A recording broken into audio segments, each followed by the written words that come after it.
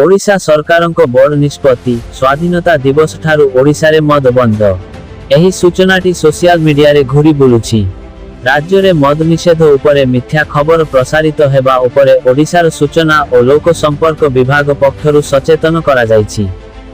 राज्य सूचना और लोक संपर्क विभाग पक्षरु सोशल मीडिया एक्स रे पोस्ट करी कहा जायछि जे ओडिशा रे समस्त प्रकार मद निषेध हेबा खबर गुजब।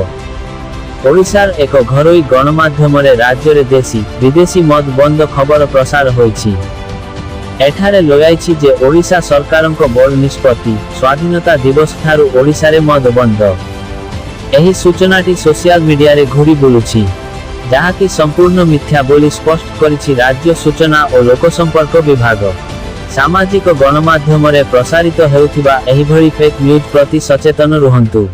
सबुबेले सरकारी सूत्ररु प्रदत्त तथ्य उपरे गुरुत्व दियंतु।